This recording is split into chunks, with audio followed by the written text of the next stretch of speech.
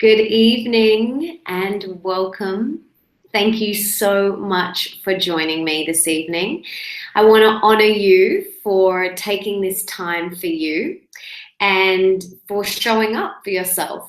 You know, there's probably a million other things that you could have done tonight or wherever you are in the world, but you've chosen to spend this time working on yourself. And for that, I honor you so much because I know it's not always the easiest thing on the planet.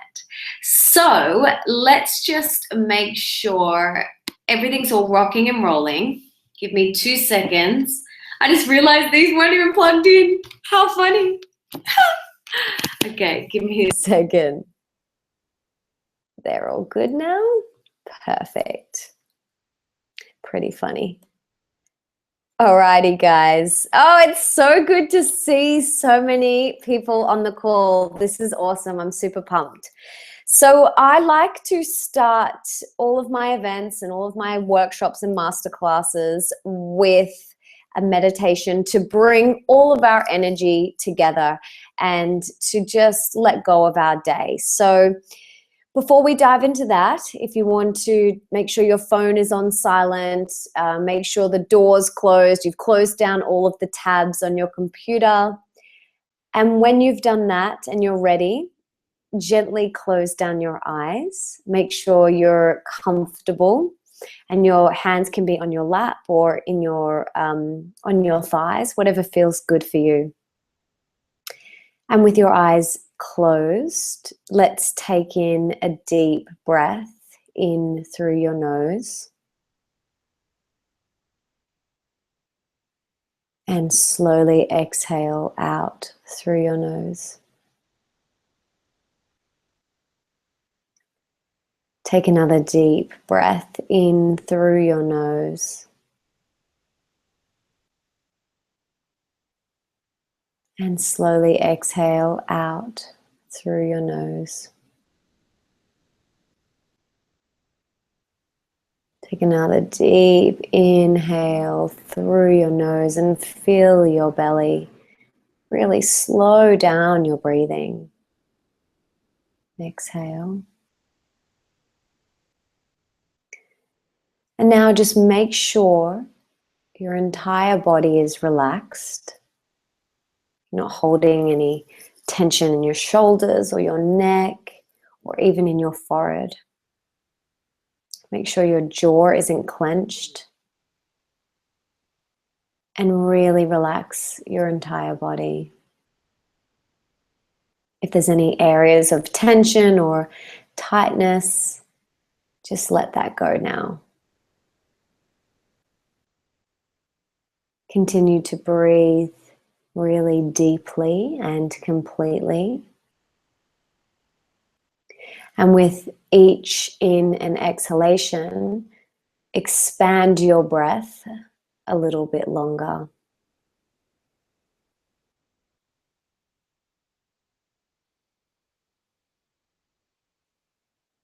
I invite you now to let go of your day or let go of your morning, wherever you are in the world. Let go of anything that has happened up until this moment. Let go of anything that's stopping you from being fully here.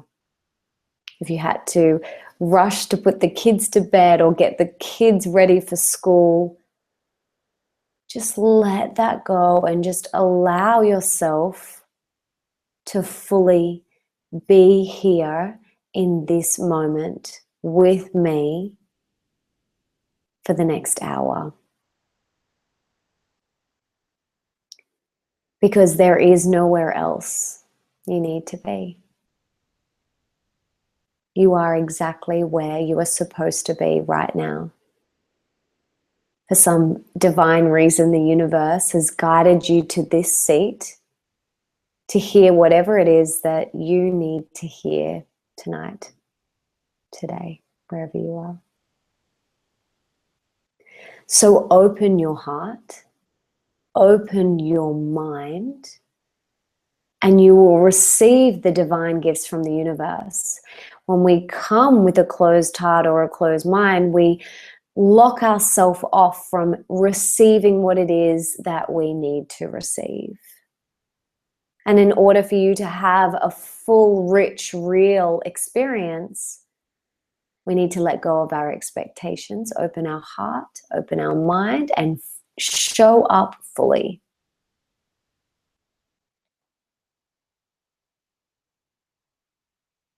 I invite you now to pop your mean girl on mute. For the next hour with me, whenever your mean girl pops up, simply gently close the door on her and return back to love, back to the present moment. That's all you have to do. Make sure your phone is away from you. Just allow yourself this gift of presence.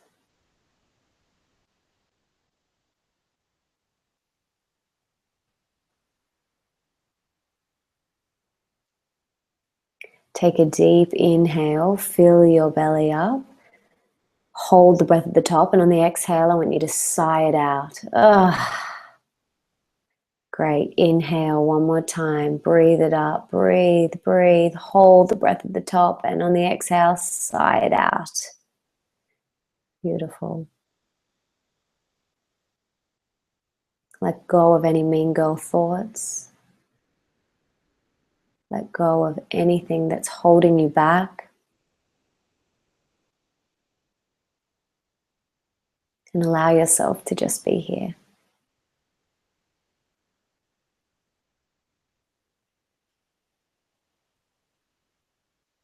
Rubbing your hands together, just cultivating some heat, bringing some energy into your hands and your body, just placing your hands at prayer at your heart. And just set a little intention for yourself for this evening. Maybe it's to be open, or to just be present, or to stay in your heart. Whatever it is, set that intention for yourself now. And placing your hands over your heart space, feeling that beautiful warmth in your heart, the truth of who you are. Know that it's right there, always, just a breath away. You can access it in any moment. Taking a deep breath. Hold the breath at the top. Exhale. And when you're ready, you can gently crack open your eyes. Nice, beautiful. Welcome again to this live masterclass, the 6 secrets for supercharged relationships. So relationships are one of my favorite things to talk about. You know, I have 3 areas that I love: health, wealth, and love. And when I say love, I'm referring to your relationships with yourself and your relationships with those around you. So tonight I'm really excited to share my little 6 secrets, my 6 tips with you guys. And then I'm going to answer your questions. There is so many questions, so I'm going to do my absolute best to get through all of them. There's some awesome ones which I may actually answer with my 6 tips and secrets, so I might not go back over those questions if I feel I've already answered them. So let's dive straight in. Relationships with others and ourselves are our biggest opportunities for growth. And if you want epic relationships with others and with yourself, then these 6 tips are really, really going to help you. Now, this is a sidestep over the obvious, which is mastering your mean girl. You know, if you want to have amazing relationships, Mastering your inner mean girl is definitely one of the things that you need to learn how to master and learn how to do. But I'm going to presume that we already all know that. You guys follow my work. You hopefully have read my book. So I'm going to presume that you already know that. So I'm not going to go through the Mastering Your Mean Girl process. But the first step, the first little secret that really radically rocked my world when I heard it. Well, not really rocked my world, changed my life and pulled the carpet from underneath me was these 3 little words. So this is the first secret. Expectations ruin relationships. Now, when I first heard these words, it hit me like a freaking knife in my heart, because I realized that every single relationship that I had in my life at that time and my relationship with myself had expectations plastered all over them, especially my relationship with myself. And I placed expectations like, I'll love you when you look like this. I will love you when you have this type of job. I will love you when you have this type of relationship and this type of house. And I did that with my external relationships as well, with my partners, with my friends. I will love you if you act a certain way. I will accept you if you do this for me. But those 3 little simple words, expectations ruin relationships. Tattoo it on your forehead. No, I'm joking. Do not tattoo it on your forehead. But stick it on a Post-it note and put it somewhere where you can be constantly reminded of it. And I'm reminded of this still every day. You know, whenever I place an expectation on one of my friends or my husband, I am always disappointed. You will always be disappointed if you have expectations on anyone and on yourself. So let's let go of these expectations that we place on others and we place on ourselves. If you want to supercharge your relationships, we have got to let go of expectations. Instead, show up fully. Don't show up as the half-assed version of you and expect other people to show up fully. If you want others to show up fully, first you must show up fully yourself without any expectations. And I know there's probably a lot of people out there thinking, but he's my husband and he should treat me this way. Well, no, he shouldn't do anything that he doesn't want to do. And there's one word that's eliminated from my vocabulary, and that is should. So instead of expecting someone to show up how you desire them to show up, simply let them show up however is true for them. And when they show up however is true for them, they allow you to have a true experience, because it allows you to show up however is true for you. But if you place expectations on someone else and you expect them to show up a certain way, they're not showing up as their true self. So the first step is remembering expectations ruin relationships. Any relationship this is. So please remember that one. The second secret is this idea of the container concept. Now, let me explain. So relationships are a sacred container for growth and spiritual evolution. And so many of us just throw out that container and we point and we blame and we judge. But if you can really honor this container, you know, whether it's between one other person or a group of people, or it's yourself, remembering this container concept that relationships are a sacred spiritual evolution. If you see it that way, you will radically rock your relationships and they will grow and evolve into the most beautiful opportunities for growth. So remember this container concept. So the third step, the third secret, is be selfish. Now, instead of looking for the perfect partner, I want you to become the perfect partner.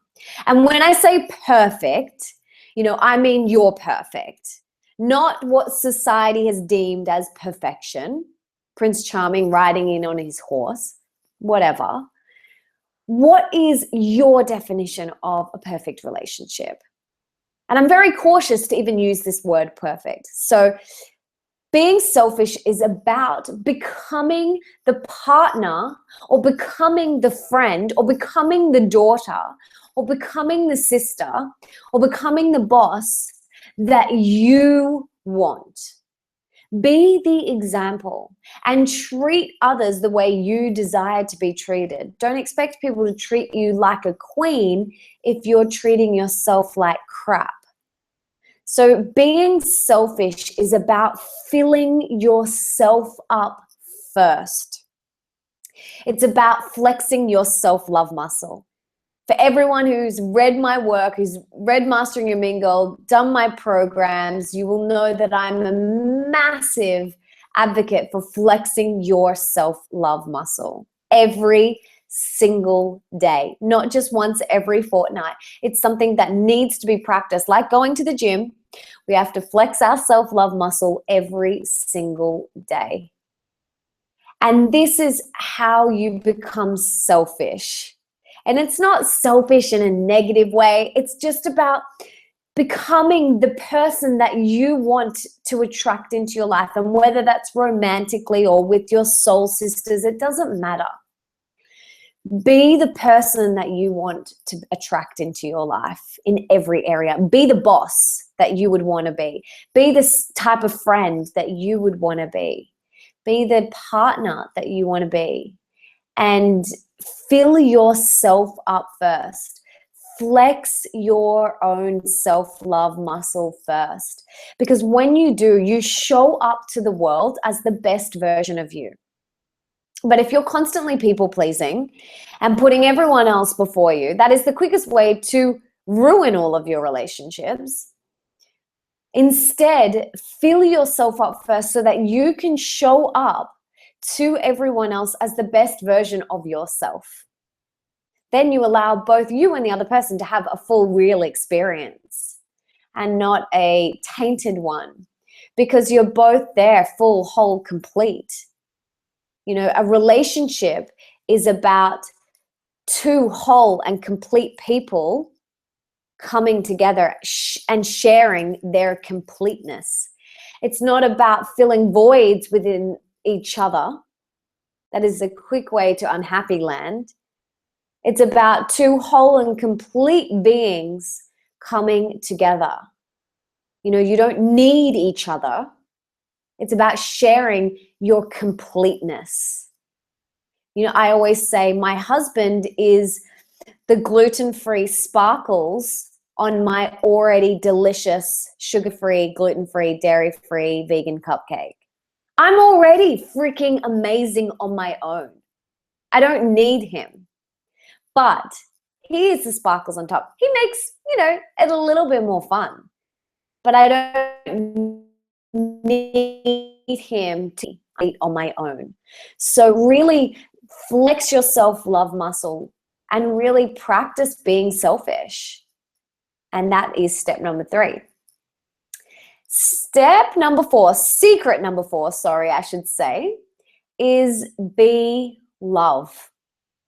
If you want more love in your life and in your relationships, you must first be more love within yourself.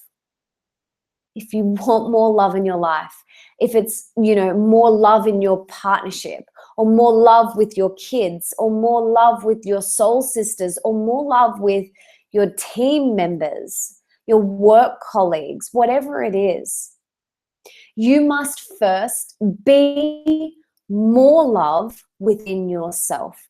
Become overflowing and bursting with love first. And then you become a magnet for more love in all areas of your life, in all of your relationships. But it's very easy for us to sit back and go, well, my relationships suck, but I'm not willing to be more love. I'm not willing to show up first. Be the one that shows up fully first with love. Be that person always. You've got nothing to lose. Love does not run out. Your love tank never runs out. It is infinite. It is limitless. It is bottomless. It keeps going. I remember I used to feel like, and I used to feel like this with love and with my energy, that if I was constantly like giving energy and giving love, that I was going to feel depleted. And when I had adrenal fatigue, that definitely was the case for me. But love is limitless. There is no end. You can just keep giving and keep giving and keep giving love from a place of love. But if you're giving from your mean girl, from fear, you will feel depleted. So be love first. That is my secret number 4. So secret number 5 is take responsibility. Take responsibility for how you are showing up in all of your relationships. If we all took a little bit more responsibility for how we showed up, there'd be so many less fights, arguments, divorce. But we are very quick to point the finger and blame everyone else but ourselves because it's too confronting, right? To take responsibility. But what happens is it takes 2 to tango in every situation. And we've got to stop pointing the finger and blaming everyone else. We've got to show up, own up, and take responsibility. And remember, it always takes 2 to tango in every single situation. And every time you point the finger at someone else, there is 3 pointing right back at you. To stop and look and own up, show up, and take responsibility for how you showed up in that situation. Now, this can be with your partner, with your colleagues, with your family, and with yourself.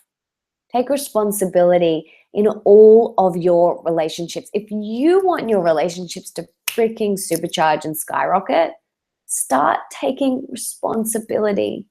It's so easy to blame everyone else for our misery. It's easy, but there is no evolution in that. Go back to the container concept of it being a spiritual container for evolution and growth. There is, if we constantly point the finger, there's no growth. You've just missed a whole opportunity to grow and evolve. But when you take responsibility, you are saying that I want to grow and I want to evolve and I want to be the best version of myself. So I'm going to take ownership of how I showed up in this situation. And this trickles on to the 6th secret, which is something that I personally do all the time. I mean, I do all of these things, but this one is a real goodie. Always ask yourself, what can I learn from this experience and how can I grow? If you want your relationships to freaking go boom every area, including yourself, ask yourself, what can I learn here? How can I grow? In every single situation, ask yourself these questions and you will continue to grow and evolve your consciousness, which is what we're here for.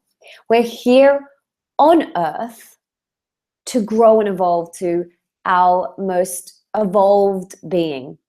And we're all going to be at different levels, and that's okay. But we're here to grow and evolve. And in order to do that, we've got to do the work, which is ask, well, what can I learn from this experience? Or how can I grow? Because there are nuggets of wisdom in every situation. the good, the bad, the ugly, the stinky, whatever you want to label it, there is a little nugget of wisdom, sometimes a big, whatever. There is a nugget of wisdom, and your responsibility, coming back to taking responsibility, is to go digging for it, is to go digging for that little nugget of wisdom. And the way that you do that is by taking responsibility first, and then asking yourself, what can I learn from this experience? And how can I grow? If you want to grow and evolve your consciousness, that is how you do it. And if you want your relationships to seriously supercharge and to have connections with people that you didn't even know humanly possible, then we've got to go digging for that nugget of wisdom and asking, how can I grow? What did I contribute to this? How did I contribute to this? For me, my relationships only started to really rock when I started to follow these steps, these 6 secrets. When I started to live these 6 secrets, my relationships became beyond my wildest dreams. I didn't know this type of love and connection and intimacy and authenticity was possible, but it truly is. It really is.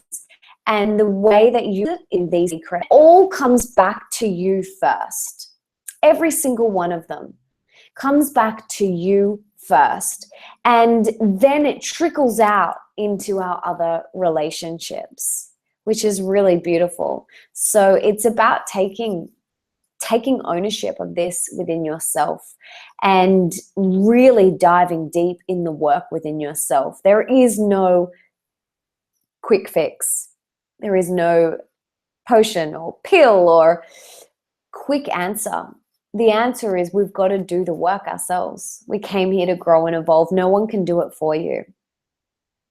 Our job is to do the work every single day, to show up every single day, to remember that expectations ruin relationships.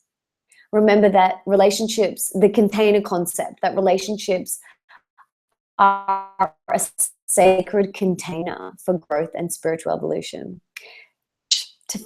To be love first, to take responsibility, and to always ask, what can I learn from this experience and how can I grow? If you followed those 6 secrets, watch your world unfold. Watch your relationships just seriously start to rock. And it all starts with you. And this is why I'm so passionate about this, because I love people so much. I love connecting with people.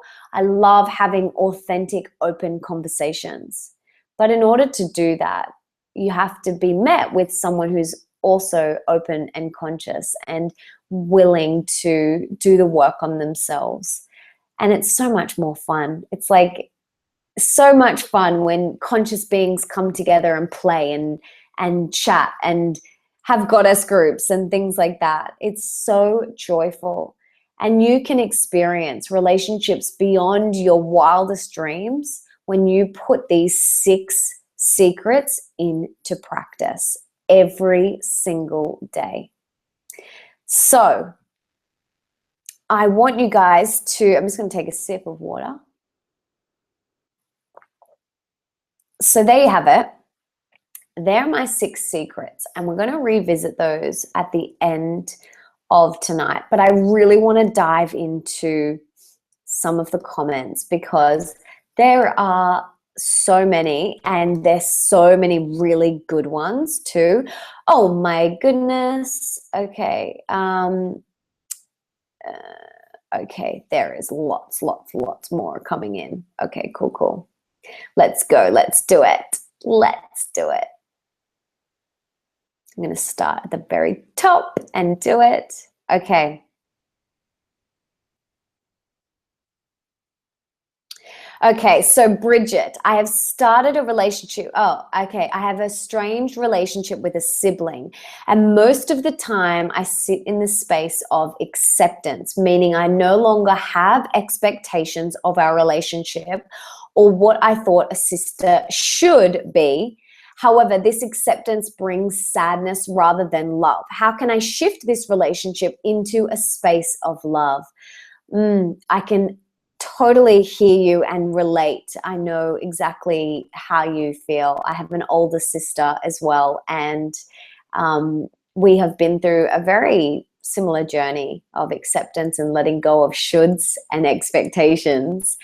So for me, I would allow yourself to feel the sadness and let the sadness come out.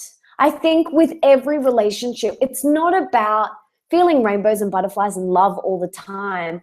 If a relationship triggers anger or sadness or frustration, allow yourself to feel it. Really allow yourself to feel it. It's not about suppressing it. I don't want you to suppress anything here. I want you to really allow yourself to feel it. And continue to let go. Do my letting go meditations. Continue to let go. It's not about forgiving, because forgiving is a judgment. Just let it go. Choose to let it go. Say to yourself, I now choose to let this go. I now choose to let this go. But once you've fully felt the sadness and the anger, then say that mantra to yourself and see how you go. See how you go. And I'd be surprised if you didn't get to a place of love in, a little while. So just see how you go. Play around with that. I hope that helps. Okay, so the next question, Talia, I want to know the best ways to maximize good quality time with your loved ones as well as myself.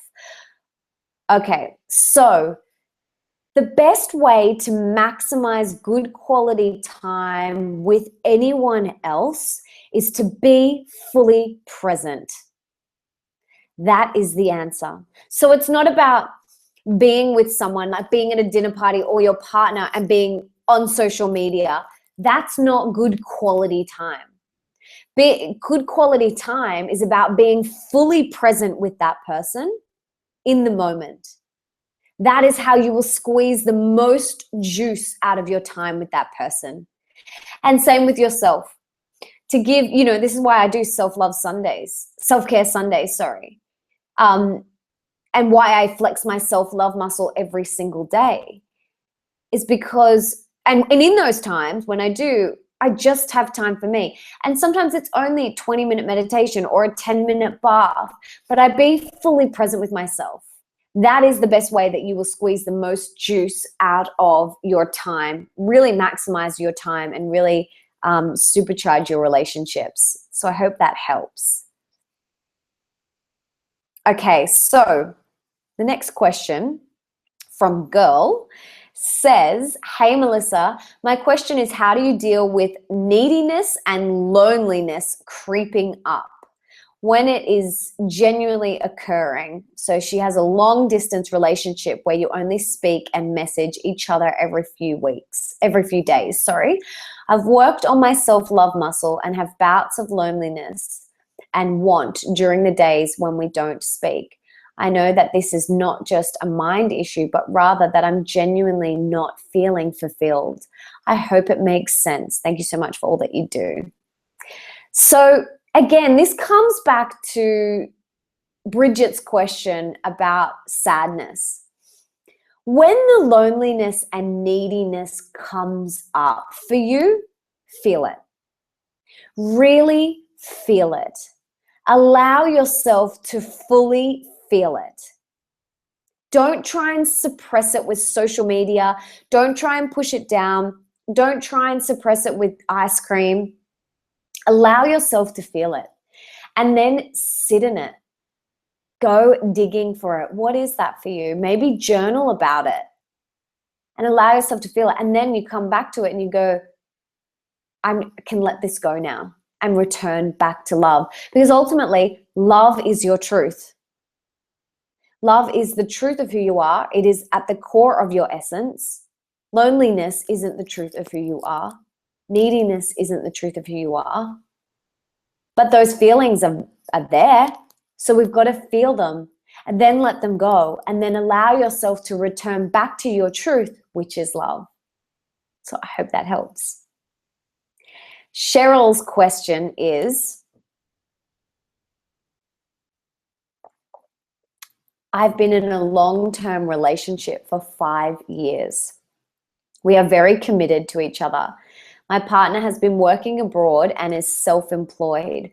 A project that was to take months to complete has turned into years, yet we remain devoted. My biggest issue is loneliness and emotional support. He works extremely hard and long hours. How can I overcome my sense of loneliness and build more emotional support from him without appearing needy and demanding? He already has enough on his plate. It's been a long road and so much time has been invested. I'm 51. I remain so devoted but need more emotional support to sustain a healthy connection until he returns, which hopefully will be soon. What are your thoughts? Great question. And it comes back to girls' question before. Allow yourself to feel that loneliness, honey. That's the first step. It's not about, suppressing these emotions. Allow yourself to feel them. And get some support, sister. Absolutely. Get some support, whether it's from friends, family members, an online course like my Mastering Your Mean Girl 10-week activation program. We have a private Facebook group where everyone is there supporting each other, holding each other accountable, helping each other, inspiring each other. So whether it's, with an online community, whether it's a family member, whether it's a soul sister, whether it's, a coach, whatever, get some support. You don't have to do this thing called life on your own. And there is no way in hell that I could do everything I do on my own. I have amazing coaches and guides and spiritual healers and my husband and amazing friends to help me on my journey. So get some support, yes. And then as well, let go of the fear of being too demanding on him as well. I'm sure if you opened your heart and you spoke from your heart to him, that he would melt. So always speak your truth with him. And also another thing you can do for loneliness, journal. Get out your journal and journal. It will help you so much. It's very self-soothing and it's like a form of self-therapy. Journal, journal, journal, and start with, right now I feel lonely. My mean girl is telling me that I am alone, that I'm an emotional mess, whatever it is. But journal, journal, journal, journal. So powerful.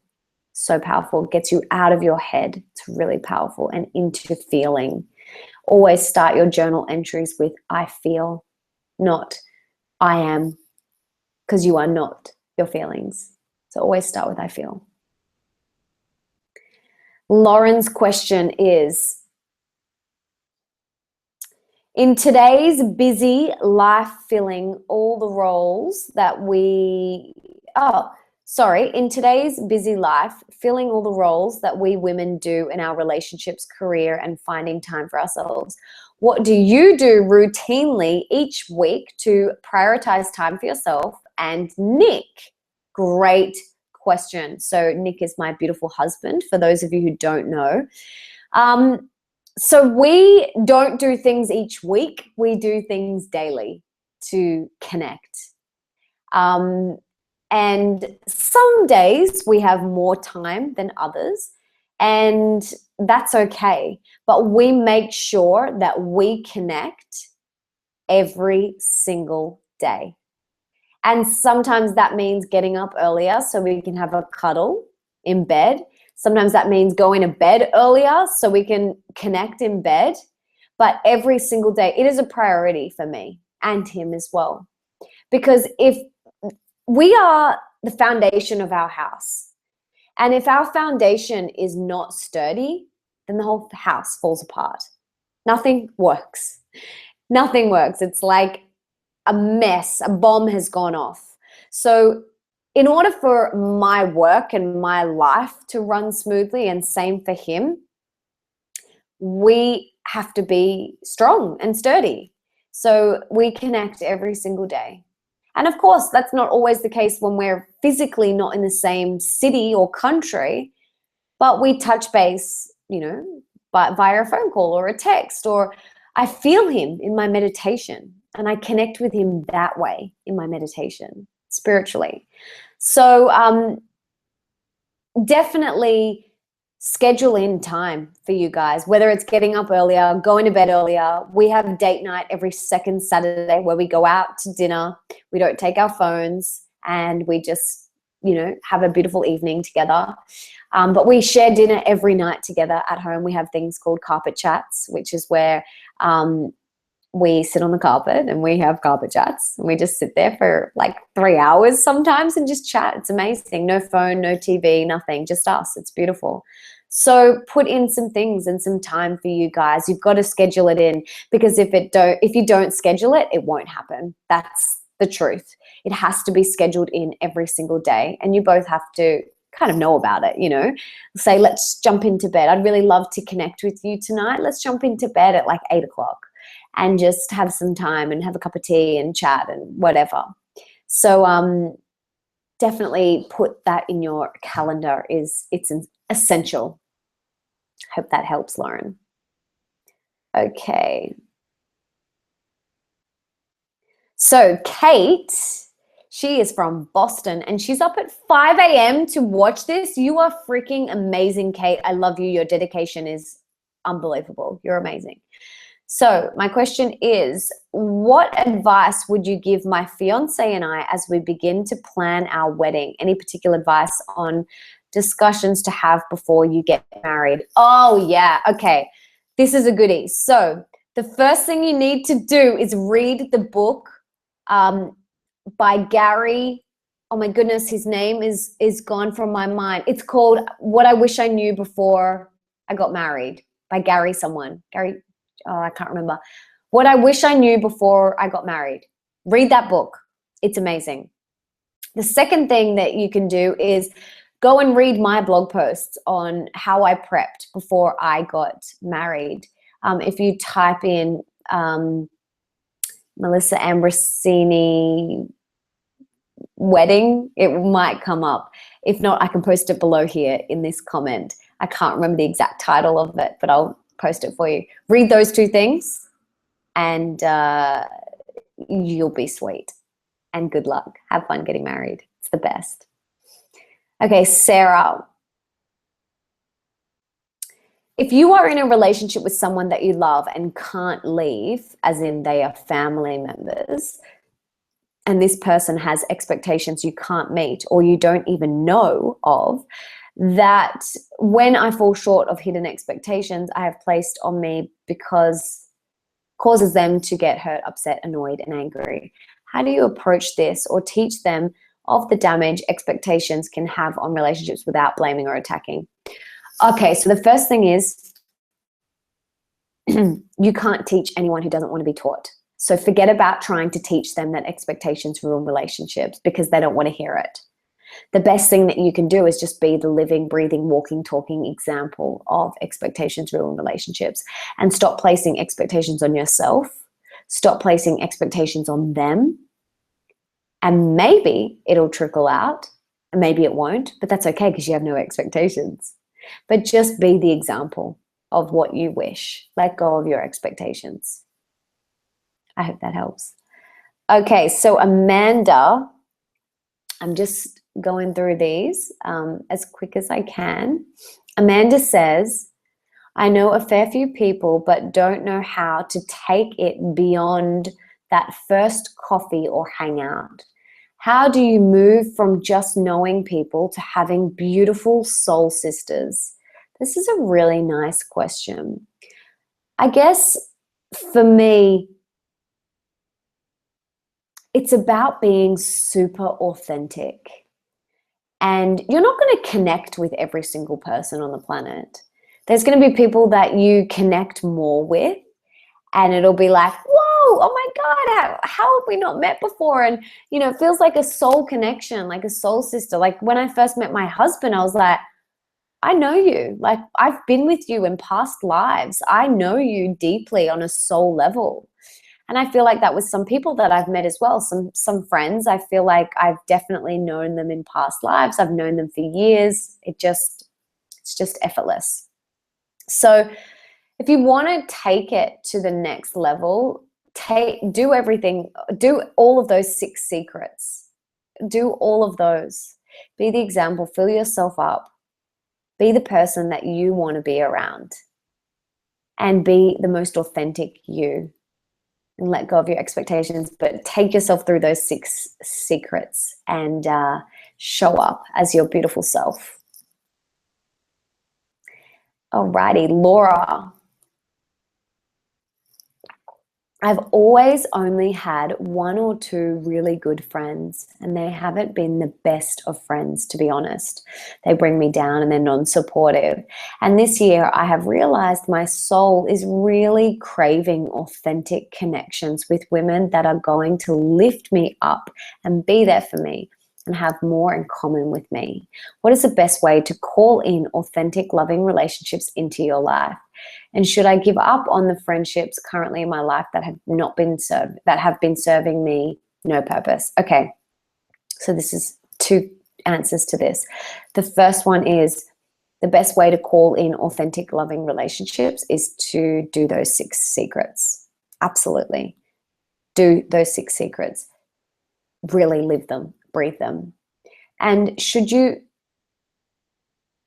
give up? Do you know what? It's not about judging them as toxic or not serving. It's about putting your energy in the areas that are going to most inspire you.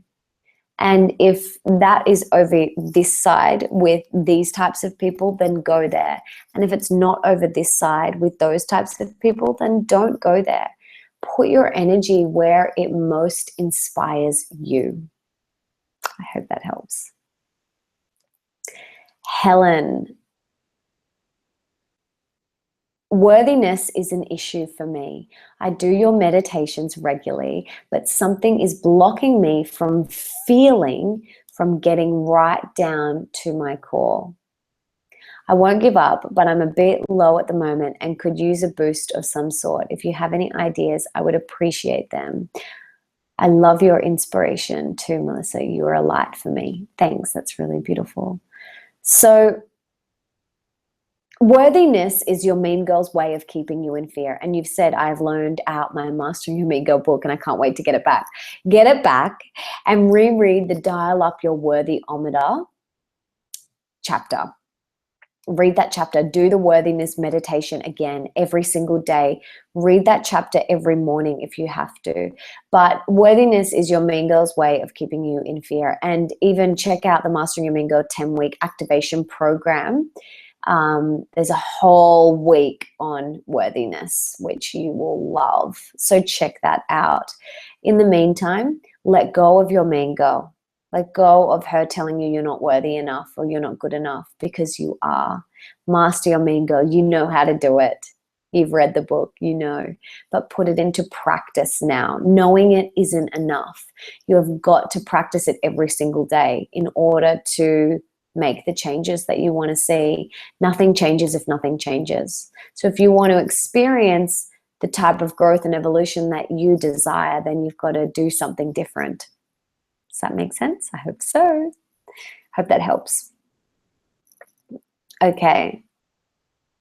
Shaylee, hey Mel, I would love to know how to deal with a sticky relationship, someone you have to work with who you cannot avoid.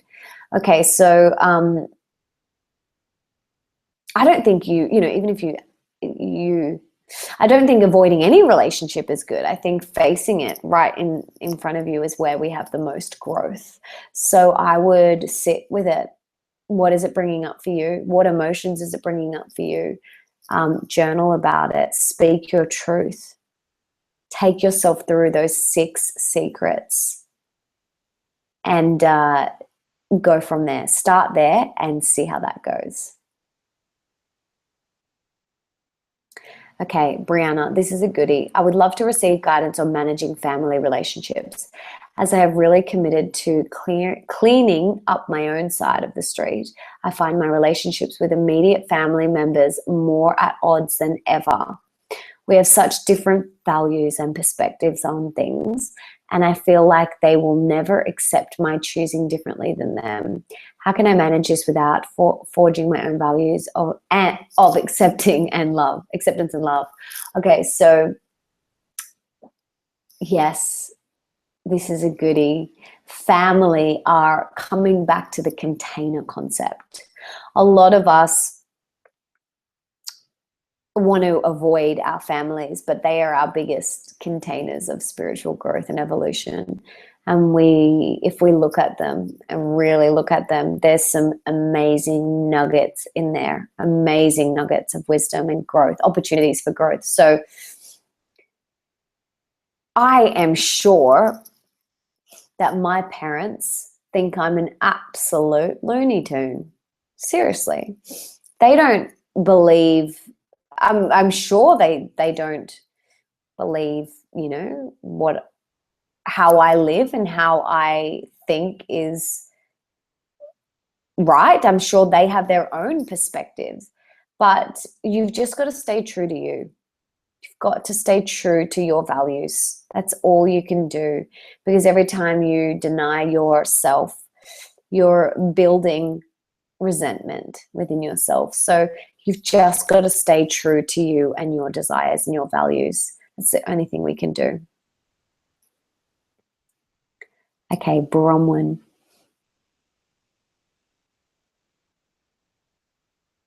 How do you stop your mean girl creating internal and imaginary drama in an otherwise good and healthy relationship?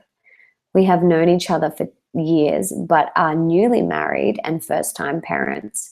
We communicate well and find time to spend together as a couple and a family when his work allows, but sometimes I can make a mountain out of a pretty imaginary molehill. Yeah, I know it's my mean girl, but how do I stay on top of it and keep coming from a place of love for my husband, my daughter, and myself? Okay, so creating internal and imaginary drama is your mean girl. Okay, so you're aware of that. You've got to, whenever it comes up, you've got to master it. You've just got to take yourself through my Mastering a Mean Girl process. I'm presuming you've read my book. If not, it'll be really, really helpful for you. Or my 10-week activation program, also really supportive for you if this is something that you really want to dive deeper into. So yeah, definitely every time that imaginary drama comes up, master it. Master it, master it, master it. And do something, change your state. Do something different. So every time it comes up, do something different. That'll really help you and your daughter and your husband. Okay, let's keep going. Laura. I have just applied for a new job and I could have it, but while weighing the advantages and disadvantages, I feel lost. There is lots of fear if I can fulfill what is expected from me. I know this must be my mean girl. Yes, it is. But in some other questions, such as I have a feeling I will not like the boss too much. I do not know if this is realistic or again, the mean girl. So my question is, when do I know if my mean girl is throwing the party? Are all the negative thoughts mean girl driven? Pretty much. Any fear-based thoughts are mean girl. You have to remember that. I'm not sure if you've read my book, Laura, but you have to remember that your mean girl speaks to you in words. Your truth is a feeling. So if your intuition is saying, I'm not sure about this boss. Like, I don't know. It's just, I'm not too sure about it. I'm not sure about this situation. But if your mean girl's like, no, you're not going to like him. Don't even bother. Don't bother going for this job. You're not going to get it anyway. There's a difference. So see where it's coming from. Is it your head or your heart? Your intuition, your gut? Like, where is it coming from? But mostly any mean girl chatter is fear-driven and mainly negative. So that's a good indication of what to look out for. Okay. This one's from Monica. I would love some tips on how to deal with your boyfriend when he doesn't want to communicate when there's a bit of a problem. Sometimes he shuts my thoughts and opinions down, and I tried talking to him about it, but he just gets defensive and doesn't want to talk about it. Welcome to the masculine. I'm also just not feeling the connection lately between us, and I'm just not sure what to do. It's difficult because it's so obvious how much he likes me and is constantly texting me and wanting to impress me, but I like having me time and doing my things. So do I. Also, how do I express to him that I don't need to make me good at the things that he likes doing? He's a tennis player and wants me to play tennis with him, but I don't enjoy tennis. And then he's constantly trying to up me at cooking, because cooking is my thing and my whole life is based around my healthy food. I have a health blog. Awesome. Okay.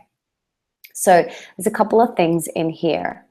The masculine, this is something that you really need to remember. The masculine is very different to the feminine. The feminine talk and express, and we're floaty and we want to chat and we want to sit in goddess groups and have tea and connect. And the men don't do that. Back in the day when we were cavemen and cavewomen, the women would all huddle around the fire and we looked after the children and we were knitting, we were weaving bags and, you know, dancing and looking after everyone around the campfire, whilst the men went off on their own and were hunting, and they were quiet and they were really like on their own. They didn't do a lot of talking. Meanwhile, we're back at the fire and we're like blah, blah, blah, blah, blah, a million miles an hour. That is just how the masculine and the feminine work. Don't try and change him. You will never. We like expressing, we like talking, we like, you know, pondering over things. The men aren't like that. Women have between 60 and 80,000 thoughts a day. Men only have around 40. That's half the amount that we have. They're just so much more present than us. You know, not all of them, but they're just doing their thing. We're women, we ponder and we stew over things and we think and we're so contemplative, like we're just very different. So understand the idea of the masculine and feminine. I talk a lot about this in my book and in my program. And then the next thing is, you know, you don't have to be good at what he is good at. Express to him that, you know, you like tennis, but it's not your thing. You like cooking. And it upsets you that he's trying to prove you wrong or prove you he's better, you know, at cooking than you. It's about crystal clear communication. Crystal clear communication. My husband is a musician. I don't have a musical bone in my body. And no, I don't always get what he's talking about, but I sit and I listen because I know it's important. And I sit and I listen to different keys and I'm like, half the time I'm like, I've got no idea what I'm even listening for. And I'll tell him that and he laughs.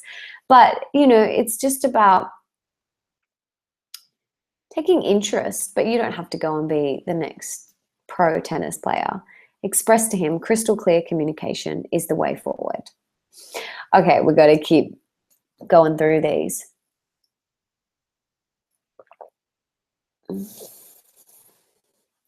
Okay, so Catherine.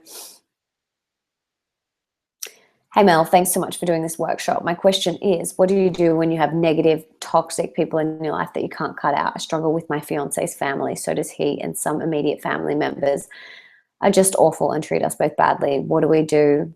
We don't see them as much anymore, but that makes them even angrier. Essentially, they treat us badly but want us around. Okay, so I feel like I've covered this a little bit, but your family are your biggest containers for spiritual growth and evolution. And we've got to look at them. Look at them. What is it triggering within us? Go there. And then it will unfold. We can't keep suppressing it. Whatever we fail to look at controls us. So that's something that's really important to remember. Whatever we fail to look at controls us. Okay, Erin has a few questions. She has 3. How did I know Nick was the one? I just did. I just did. I just knew. Intuition, just knew. Meeting him was like meeting my soul. I have no other answer than that. For those that have been in a relationship for a while and are still bursting with love for their partner, what tools do you suggest for maintaining that? I guess what you do every week and every day to continue to have your relationship bursting with love and passionate comes back to what I said before, is scheduling it in, everyday connection, every single day. And that could be 2 minutes or it could be 22 minutes, doesn't matter. But every day, making it a commitment. It's like brushing your teeth, and for me, it's like brushing my teeth or doing yoga or meditation. Connecting with my husband is one of my daily practices. So make it a regular thing. If you want your relationship to really rock, then you've got to put it in your calendar and make it a regular commitment. I also have a bit of a query around my relationship with my big sister. She's very critical of me constantly and tends to override anything I say with her own opinion. And although I've tried to communicate lovingly many times that bothers me, it doesn't work. I'm either quiet and tolerant in order to have a good relationship, or I speak up and defend myself and gently as I can, and as a result, a big fight. We are both adults and as well, which I think is what makes it even more frustrating. Any tips? I too have an older sister in a very similar situation, and we're very different, and that's okay. And it sounds like you and your sister are very different. But instead of looking at it like that, look at the similarities. What do you share? Look at it that way. What do you share? And I look at, what do I love about her? My sister is hilarious. Yes, we don't agree on a lot of stuff. We live our lives very differently. Again, I'm sure she thinks I'm a woo-woo spiritual hippie. Like, I'm sure she thinks I'm a bit crazy. She comes over and sees that I have crystals and she's like, what the heck are these? And Himalayan salt lamps. And I'm sure she thinks I'm crazy. But, you know, it's about changing it around. Our relationships with our family are our biggest containers for spiritual growth.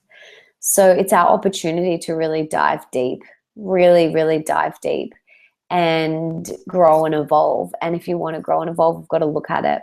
So find the things that you have in common and the things that you love about her, and accept. Let go. Expectations ruin relationships. Let go of your expectations and just let it go. Just enjoy being present and being there when you're with her. Okay, so another question. I'm curious.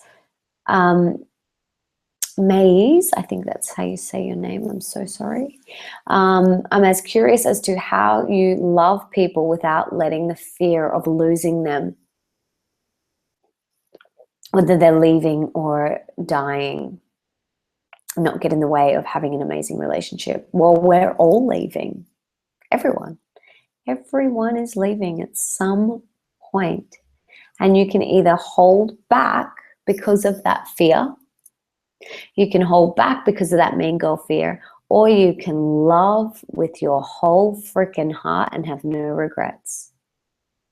Really is that simple. There's only ever 2 choices, love or fear. That is it. As you know, if you've read my book, I bang on and on about choosing love over fear. I talk about this a lot in my program too. It's so important. But yeah, we're all leaving at some point. So let's just love with all of our hearts. May as well. Okay. So Daniela, she has been offered a job, constantly doubting herself and feeling a bit like, yeah, I was offered a promotion earlier in the year. I have my good days, but recently my mean girl is very loud and I don't know if I'm good enough. I'm a sensitive soul, and when someone critiques my work, I can't help but take it personally and stress out. Do you have any advice on how I can work on my worthyometer? So definitely check out my program, Mastering Your Mean Girl 10-week activation program, and my book. Read the Dial Up Your Worthyometer sections again, over and over again. But worthiness is your mean girl. I said this before. Worthiness is your mean girl. And in order to dial it up, you've got to take yourself through the Mastering Your Mean Girl 3-step process and 10-week program. And you can really learn how to dial it up. I'm a sensitive soul too. When someone critiques my work, I feel that too. But I don't let it bog me down. I go, okay, yep, I'm going to take that on board and go forward anyway. So check out the worthyometer section in my program. You'll love it. Okay. AJ, how do I deal with bitterness towards a partner who has cyber cheated, had a fling flirting online? This happened to me, but my partner begged for forgiveness. So we tried to mend the relationship. 2 years on, I still feel bitter and angry toward him, but which affects our whole relationship.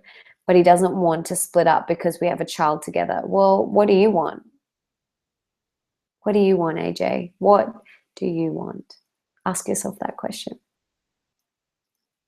Okay, Amy, how do you give the most loving response when your mother is trying to suck your energy?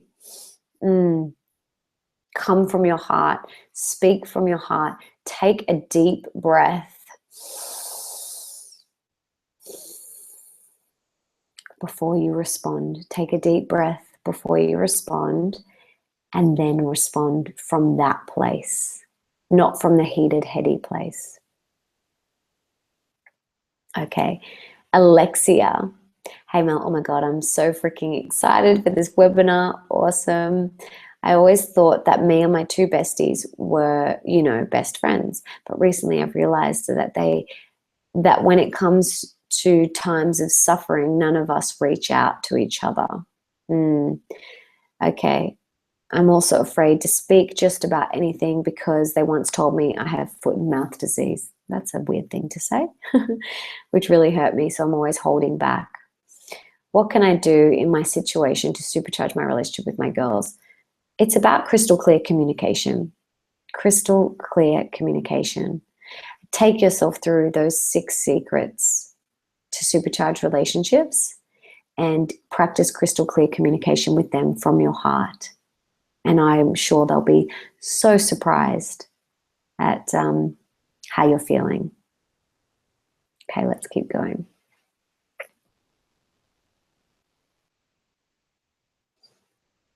Gemma, I would like to hear about having a healthy relationship with my partner after a rocky start due to lying, and how to have a healthy relationship in my mind about it.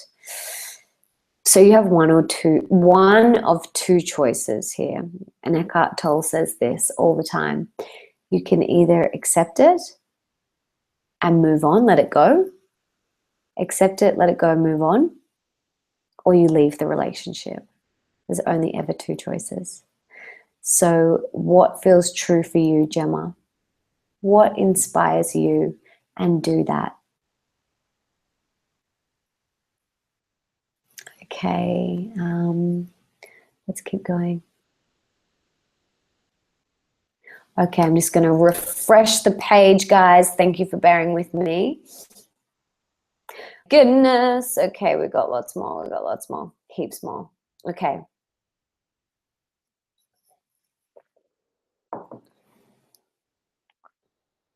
Okay. Katie, hey Mel, my question is about expectations in relationships. She posted this, yes, at 6:51, so ages ago. Yes, I have spoken about expectations, so I don't think I need to repeat that.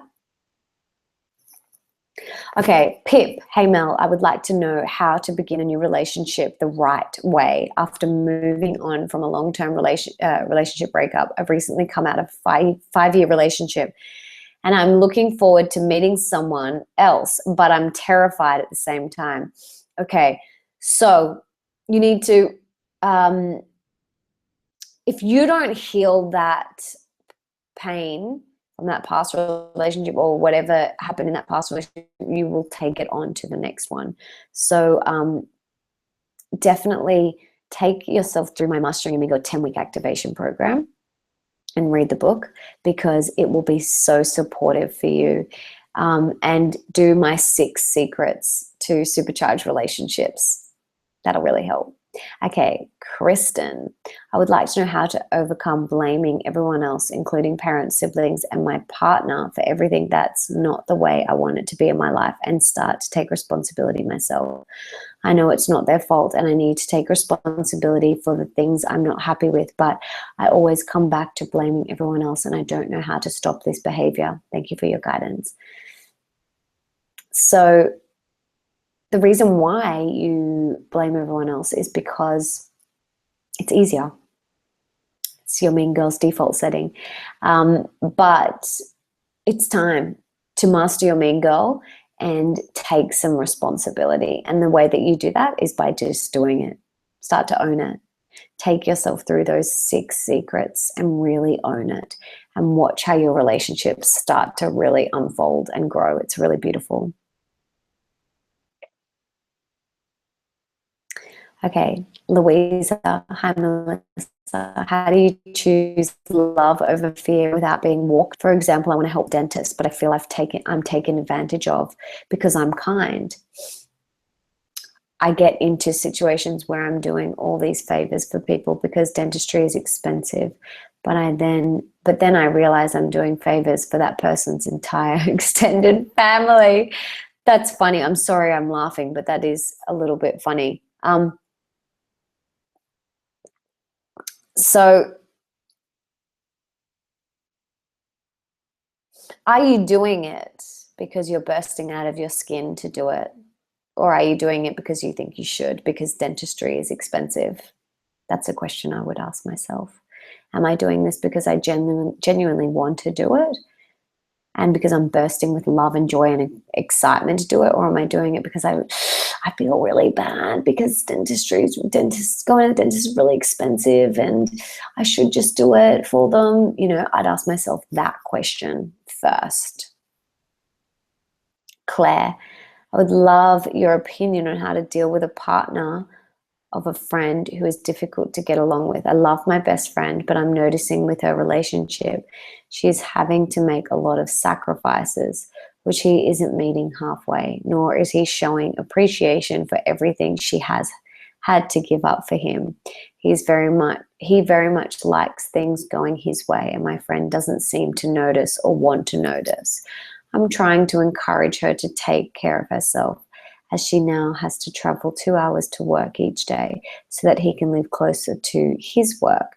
And she is also responsible for taking care of the house despite her working hours, the traveling long.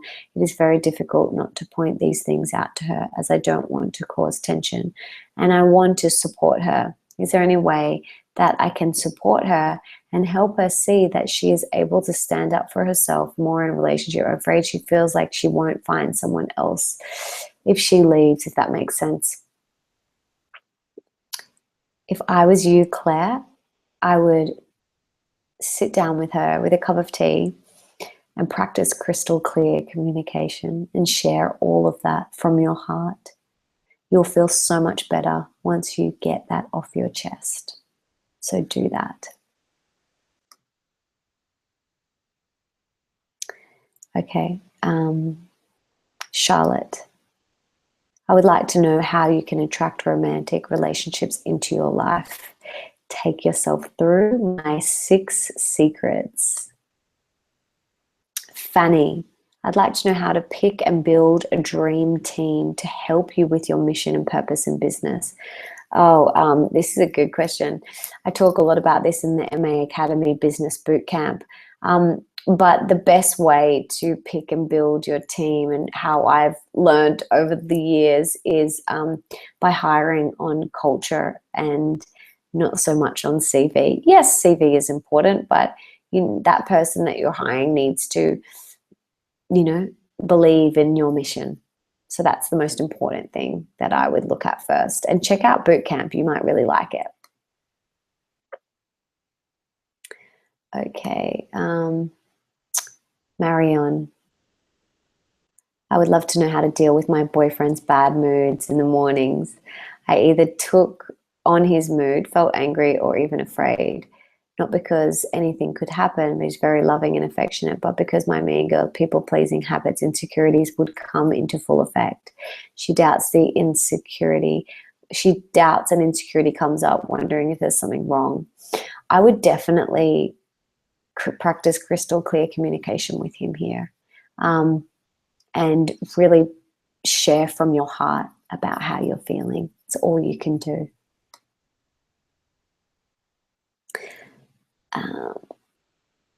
Sam Henderson says, thank you, thank you, thank you. But what if they have expectations on you? If people have expectations on you, that's their problem, not yours. Okay, L, how do you shake off past arguments? The things that our partners have said in past arguments and past hurt. You have to let it go. What happened in the past, or even a minute ago, doesn't even exist anymore. Also, if you've read my book, there's a section called the Pity Party Dance Off, which I think you'll really like. If you haven't read it, go read that section. You'll really love it. But let it go, let it go, let it go. Do my letting go meditation as well. Okay, Hannah's questions about neediness and sensitivity, but we've covered that. Kelly, I'm someone who for some reason cannot make a relationship stick. Everyone around me cannot understand it, as I'm bubbly, friendly, outgoing person who is not needy and independent.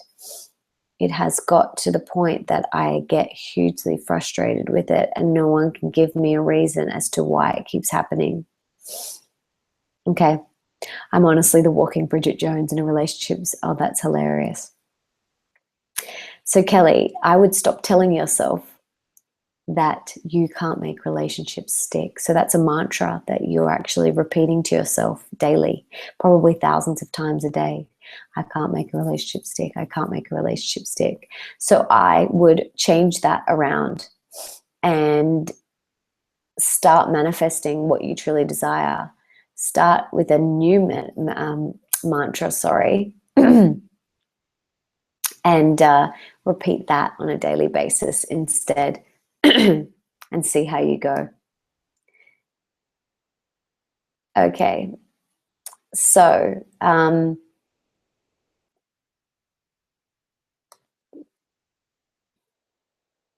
okay, I'm just going to keep looking at these questions quickly. I think my question relates to another one you've already answered. Okay, that's great. Kayla, how can I include my partner on this wellness journey I'm taking? Be the example. That's all you can do.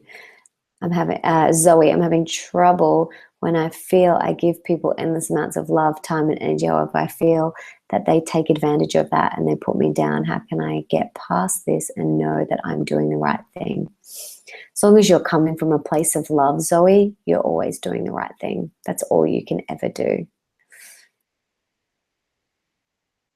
Sarah, do you have any tips for long-term married couples on how to feel like being in love for the first time every single day, you know, when it's been such a long time? I mean, I've only been married for 2.5 years, and for me, it's about spontaneity. It's about connection every single day. Like I said before, every single day. Making that commitment, making that regular commitment to each other every single day, excuse me. It's imperative. It's not something that you can just do once a week. It has to happen all the time. So because my throat is really killing me right now, I'm going to have to wrap this up, and I'm going to respond to any other questions. I will write back to any other questions that come in. But I want to just recap over the 6 secrets for supercharged relationships. And they are expectations ruin relationships. Remember the container concept. That don't throw out the container. Relationships are a sacred container for growth and spiritual evolution. Be selfish, be love, take responsibility, and always ask, what can I learn from this experience and how can I grow? I teach all of this and so much more, how you can actually do all of this and put it into practice every single day in my Mastering Your Mean Girl 10-week activation program, which we have just launched. And if you sign up now until next Thursday, you can get 25% off the program, which is super exciting. And you can also get 3 live mastermind coaching calls with me, which is awesome. So I hope you got a lot out of tonight's call. I'm so sorry that my throat is starting to kill me for some reason. And I'm just so grateful that you've taken this time for you to really supercharge your relationship with yourself and with those around you. It's so important. And if you want to experience relationships beyond your wildest dreams, it all starts with you. It starts with you first. And then once we do that work, it trickles out into every area of our life. So take this information, take these 6 secrets for supercharged relationships and live them every single day. Go out there and be the example. And if you want to go even deeper and really take these steps and the action steps and put them into your everyday life, because nothing changes if nothing changes. And we've got to implement what we've learned tonight. It's not just about knowing it. We can read this stuff in a book and we can read this in a program, but we've got to actually action it. And the best way to do that is by putting it into action every single day. And you do that in the Mastering Your Mean Girl 10-week activation program. So all the details are on my website. It's open right now. We've just launched it, which is really exciting. And you get 25% off for the next few days if you sign up, and 3 live Mastering Your Mean Girl coaching calls with me, which is super fun. So again, thank you. I honor you for being here. I am so grateful that I got to share this time with you. Please send in any other questions that you might have that I haven't already answered tonight. And have a beautiful evening, day, wherever you are. I'm so proud of you for taking this time to better yourself. It's amazing. It's so inspiring. You inspire the heck out of me. And I'm so grateful to share this journey with you. I freaking love you so much. So thank you, thank you, thank you. Mwah.